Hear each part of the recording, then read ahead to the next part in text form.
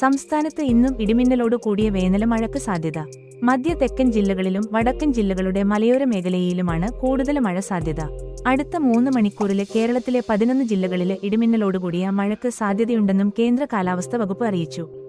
തിരുവനന്തപുരം, കൊല്ലം, പത്തനംതിട്ട, കോട്ടയം, ഇടുക്കി, എറണാകുളം, പാലക്കാട്, മലപ്പുറം, കോഴിക്കോട്, വയനാട്, കണ്ണൂർ ജില്ലകളിലെ ഒറ്റപ്പെട്ടയിടങ്ങളിലെ ഇടിമിന്നലോട് കൂടിയ ഇടത്തരം മഴയ്ക്കും മണിക്കൂറിൽ 40 കിലോമീറ്റർ വരെ വേഗതയിലെ ശക്തമായ കാറ്റിനും സാധ്യതയുണ്ടെന്നാണ് അറിയിപ്പ്. ന്യൂനമർദ്ദ സാധ്യത. അതിനിടെ ബംഗാൾ ഉൾക്കടലിലെ ന്യൂനമർദ്ദ സാധ്യതയും രൂപപ്പെട്ടിട്ടുണ്ട്. തെക്ക് പടിഞ്ഞാറൻ ബംഗാൾ ഉൾക്കടലിനു മുകളിലെ ചക്രവാതചുഴി രൂപപ്പെട്ട സാഹചര്യത്തിലാണ് ന്യൂനമർദ്ദം രൂപപ്പെടുന്നത്. അടുത്ത 48 മണിക്കൂറിനുള്ളിലെ ചക്രവാത ചുഴി സീസണിലെ ആദ്യ ന്യൂനമർദ്ദമായി ശക്തി പ്രാപിക്കാൻ സാധ്യതയെന്നാണ് വ്യക്തമാകുന്നത്.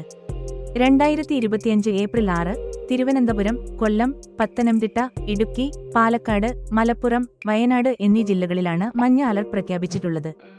ഒറ്റപ്പെട്ട് ശക്തമായ മഴയ്ക്കുള്ള സാധ്യതയാണ് പ്രവചിക്കപ്പെട്ടിരിക്കുന്നത്. 24 മണിക്കൂറിൽ 64.5 മില്ലിമീറ്റർ മുതൽ 115.5 മില്ലിമീറ്റർ വരെ മഴ ലഭിക്കുന്ന സാഹചര്യത്തെയാണ് ശക്തമായ മഴ എന്നതുകൊണ്ട് അർത്ഥമാക്കുന്നത്. കേരളത്തിലെ ഒറ്റപ്പെട്ടയിടങ്ങളിൽ ഇന്ന് 2025 ഏപ്രിൽ 6 ഇടിമിന്നലോടുകൂടിയ മഴയ്ക്കും മണിക്കൂറിൽ 30 മുതൽ 40 കിലോമീറ്റർ വരെ വേഗതയിലെ ശക്തമായ കാറ്റിനും നാളെ 2025 ഏപ്രിൽ 7 ഇടിമിന്നലോടുകൂടിയ മഴയ്ക്കും സാധ്യതയുണ്ടെന്ന് കേന്ദ്ര കാലാവസ്ഥാ വകുപ്പ് അറിയിച്ചു.